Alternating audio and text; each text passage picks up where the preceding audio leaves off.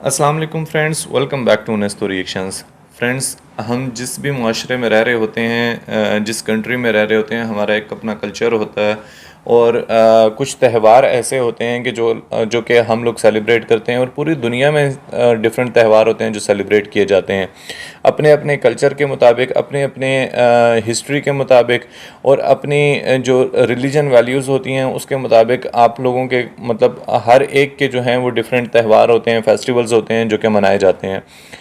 तो इंडिया में कौन कौन से फेस्टिवल्स मनाए जाते हैं ये हम लोग आज इस वीडियो में देखेंगे। इस वीडियो का जो टाइटल है वो है 10 मेजर फेस्टिवल्स ऑफ इंडिया। तो चल के देखते हैं इस वीडियो को। इस वीडियो का ओरिजिनल लिंक आपको टॉप ऑफ द डिस्क्रिप्शन में मिल जाएगा, प्लीज़ उसको चेकआउट कर लीजिएगा। और अगर आप हमारे चैनल पर नए हो तो प्लीज़ पहले चैनल को सब्सक्राइब कर दें। और जहाँ तक पाकिस्तान का ताल्लुक़ है, इधर भी काफ़ी ज़्यादा फेस्टिवल्स मनाए जाते हैं, जैसे कि ईद है, इसके अलावा रमज़ान हो गया, फिर क्रिसमस हो गई, और अगर देखा जाए तो सिंध की तरफ होली, दिवाली, मेरे ख़्याल से यही कुछ चंद एक त्यौहार हैं जो कि मनाए जाते हैं। बाकी देखते हैं कि इंडिया में, क्योंकि बहुत ज़्यादा डाइवर्स एक कंट्री है और काफ़ी ज़्यादा रिलीजन के लोग वहाँ पर बसते हैं इंडिया में, और हर तरह के फेस्टिवल्स मेरे ख़्याल से मनाए जाते होंगे। इंडिया में हर रोज़ ही कोई ना कोई फेस्टिवल होता ही होगा, लेकिन मेजर फेस्टिवल्स कौन से हैं वो इस वीडियो में देखते हैं। और आखिर में फिर वीडियो को देखने के बाद आप भी मेरे साथ देखें, फिर उस पर बात करेंगे कौन कौन से फेस्टिवल्स हैं और कौन कौन से मिस किए हैं इन्होंने। Let's start. दोस्तों, हमारा भारत देश बहुत बड़ा है और इसमें न जाने कितने सारे धर्म के लोग रहते हैं, जिसके अनुसार अगर देखा जाए तो साल के कुल 365 दिनों में से भारत में करीब 150 से ज्यादा त्योहार और 30 से 35 त्योहारों की छुट्टियां होती हैं। लेकिन क्या आपको पता है कि आखिर इन 150 से 200 त्योहारों में से कौन से त्योहार सबसे बड़े होते हैं? अगर नहीं पता तो बने रहना हमारे साथ। होली, दिवाली, नवरात्रि। इसमें हम आपको भारत के कुछ ऐसे ही सबसे प्रमुख त्योहारों के बारे में बताने वाले हैं। Number 10, Lohri, Makar Sankranti and Pongal. दोस्तों, मकर संक्रांति एक बहुत ही बड़ा त्योहार है जिसे 14 जनवरी को मनाया जाता है। इसे सिक्कों का त्योहार या फिर हार्वेस्ट फेस्टिवल भी कहा जाता है। अच्छा। आपको बता दें कि इस दिन लोग तरह तरह के अनाज में गुड़ मिलाकर उनसे शानदार लड्डू बनाते हैं। वैसे तो इस त्योहार को पूरे भारत में ही मनाया जाता है, लेकिन बसंत है ना यार, नॉर्थ इंडिया में इस त्योहार को काफी अच्छी तरह से मनाया जाता है। इतना ही नहीं, इस त्योहार को गुजरात में उत्तरायण और तमिलनाडु में पोंगल के नाम से जाना जाता है। इस दिन लोग पतंग उड़ाते हैं, नाचते हैं, गाते हैं और रंगोली बनाकर अपनी कला का प्रदर्शन भी करते हैं। इसको बसंत आपको ये नहीं बात बोलते। जान लेनी चाहिए कि मकर संक्रांति के दिन लोग खिचड़ी, लस्सी, चिक्की और गच्चक जैसी चीजों का सेवन करते हैं, न कि किसी भी तरह के फल का, क्योंकि इस त्योहार अनाज का त्योहार माना जाता है। 9, महाशिवरात्रि। महाशिवरात्रि हमारे भारत में आने वाले सबसे बड़े त्योहारों में से एक है। असल में इस दिन के बारे में ऐसा माना जाता है कि इस दिन भगवान शिव और माता पार्वती की शादी हुई थी। अच्छा। आमतौर पर तो आपने भगवान शिव पर दूध और बेल की पत्तियां को चढ़ाते हुए देखा होगा, लेकिन महाशिवरात्रि के इस दिन पर भगवान शिव को दूध से सिर्फ एक बार स्नान कराया जाता है और इसके बाद उनके ऊपर मुकुट लगाकर उन्हें सजा दिया जाता है। इसके साथ ही बहुत सारे लोग इस त्योहार वाले दिन महाकाल मंदिर, उज्जैन, काशी विश्वनाथ, केदारनाथ, सोमनाथ और भी कई शिव मंदिरों में जाकर अपने लिए कुछ न कुछ मांगते हैं, क्योंकि लोगों का मानना होता है कि अगर आप इस दिन व्रत रखते हैं, भगवान शिव की पूजा अर्चना करते हैं, तो भगवान शिव आपकी हर मनोकामना को पूरा कर देते हैं। 8, होली हमारे भारत का वो त्योहार है जिसको हमारे भारत के हर कोने में मनाया जाता है। इस दिन लोग एक दूसरे से अपनी सारी दुश्मनी और रंजिशें भुलाकर मिठाइयां बांटते हैं। इसके साथ ही लोग एक दूसरे को रंग भी लगाते हैं। उसके बारे में ऐसा माना जाता है कि ये रंग उनकी जिंदगी के खुशहाल जीवन और उच्च वातावरण को दिखाता है, या फिर किसी की भी जिंदगी में परेशानी चल रही हो तो होली के ये रंग उसकी जिंदगी में भी रंग भर देते हैं। इस त्योहार के पीछे की एक कहानी कुछ ऐसी है कि जब होलिका यानी कि एक एविल अपने भतीजे प्रहलाद को जलाने के लिए आई थी, तब वो खुद जलकर खाक हो गई और इस तरह बुराई पर अच्छाई की जीत हुई थी, और तभी से इस त्योहार को मनाया जाता है। अगर देखा जाए तो खासकर ये त्योहार बच्चों के लिए बहुत ज्यादा पसंदीदा होता है, क्योंकि इस दिन बच्चे दिल खोलकर एक दूसरे को रंगों से रंग देते हैं। साथ ही साथ बच्चों को मिठाइयां भी मिलती हैं। 7, बैसाखी, उगड़ी। बैसाखी अप्रैल में मनाया जाने वाला भारत का सबसे ज्यादा प्रसिद्ध त्योहार है, क्योंकि इस त्योहार को न केवल भारत में एक रीजनल फेस्टिवल के तौर पर मनाया जाता है, बल्कि इसे विक्रम संवत हिंदू कैलेंडर के अनुसार हिंदू नववर्ष के रूप में मनाया जाता है।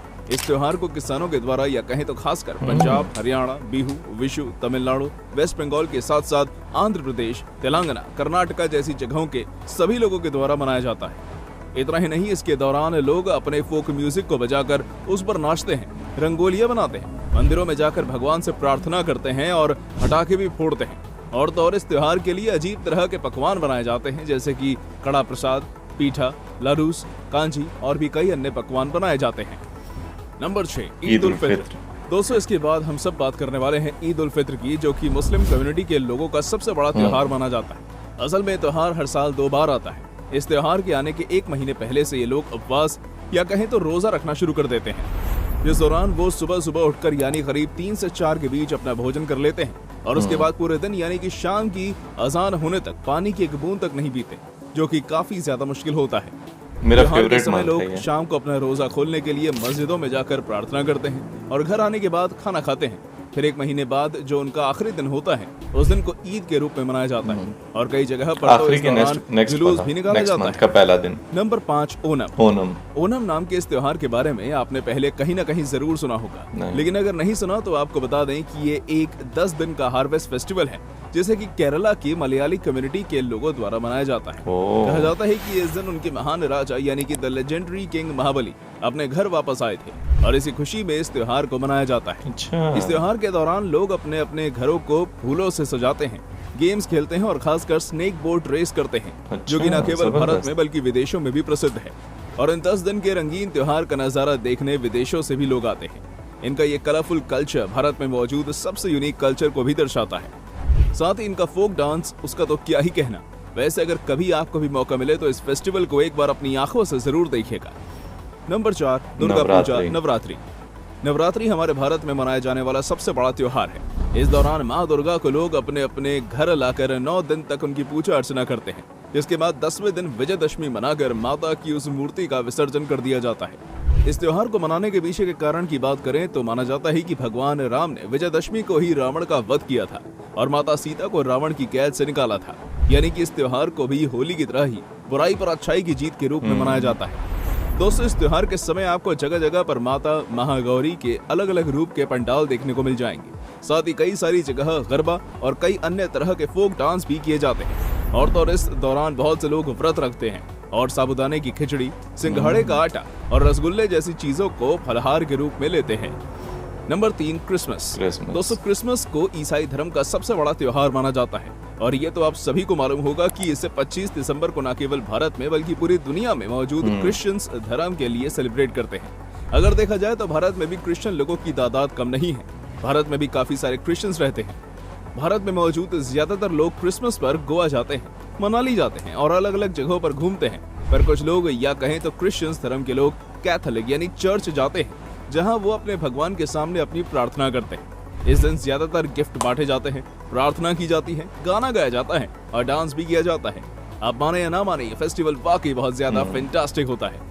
नंबर 2, गुरुपुरब। गुरुपुरब भारत के सिखों द्वारा मनाया जाने वाला सबसे बड़ा त्योहार है। इसे न केवल भारत में मनाया जाता है बल्कि विदेशों में मौजूद सभी सिख भी इस त्योहार को मनाते हैं। असल में यह त्योहार कुछ और नहीं बल्कि महान गुरु नानक जी की बर्थ एनिवर्सरी के अवसर पर मनाया जाता है, जिसको गुरु नानक जयंती के नाम से भी जाना जाता है। इस दिन सभी गुरुद्वारों में लंगर यानी कि भंडारा पूरे दिन चलता रहता है। उस दिन लंगर में बहुत सारी और भी चीजें बनाई जाती है। अच्छी बात है कि आपको लंगर बता का दें कि इस एहतमाम दिन करते सभी हैं। सिख धर्म के लोग सुबह और शाम को मंदिर जाते हैं और वहां अपने लिए प्रार्थना करते हैं, जिस कारण से ये आज हमारी सूची में शामिल है। नंबर 1, दिवाली। दिवाली हिंदुओं के लिए एक बहुत बड़ा या कहीं सबसे बड़ा त्योहार होता है, जिसको भगवान राम के लिए मनाया जाता है। असल में जब भगवान राम 14 वर्ष के लिए वनवास पर गए थे और उस दौरान उन्होंने रावण को मारकर माता सीता को रावण की कैद से आजाद कराया था और जब वो माता सीता को लेकर अयोध्या आए थे, उस दिन अयोध्या के लोगों ने भर भर कर अपने अपने घरों में या कहें तो पूरे अयोध्या द्वीपों से जगमगा दिया था और वही प्रथा आज भी चलती आ रही है, जिसको हम दिवाली के नाम से जानते हैं।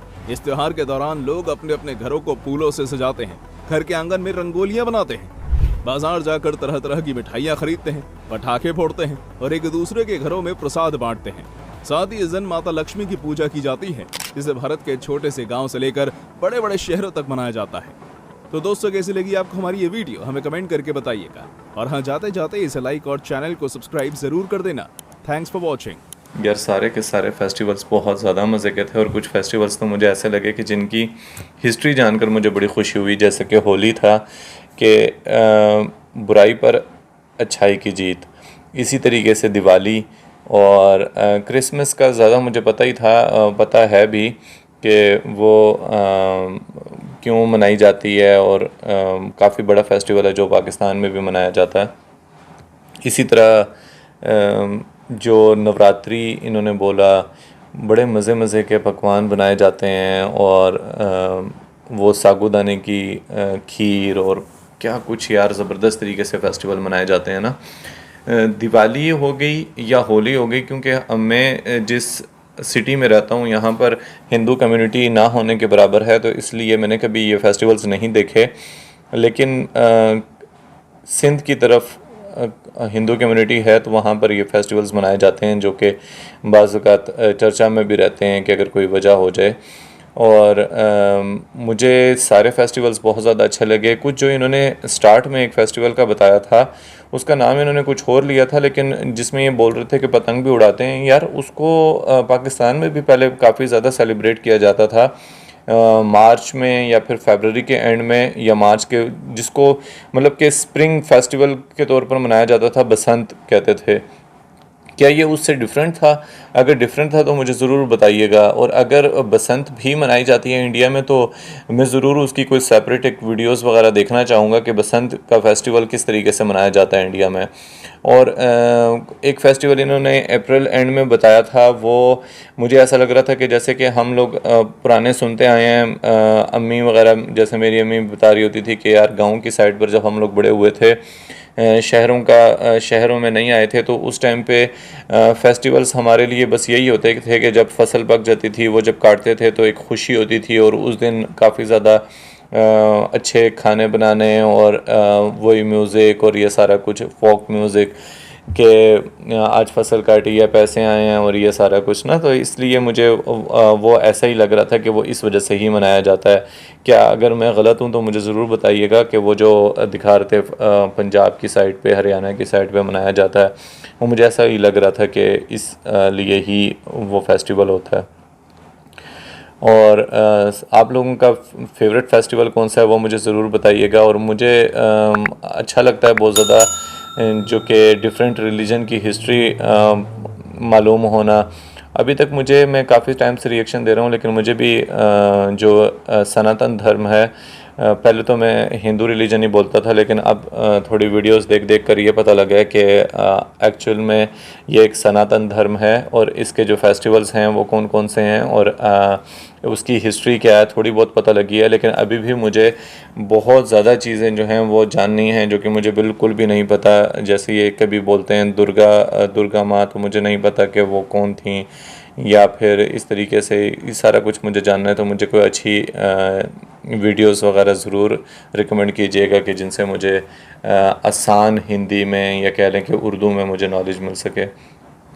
तो फ्रेंड्स, अगर आप लोगों को ये वीडियो पसंद आई हो तो प्लीज़ वीडियो को लाइक कर दें, शेयर कर दें, कमेंट बॉक्स में लाजमी कमेंट किया करें, अच्छा हो बुरा हो, लेकिन ज़रूर कुछ ना कुछ लाजमी कमेंट कर दिया करें, सजेस्ट किया करें मुझे अच्छी अच्छी वीडियोस।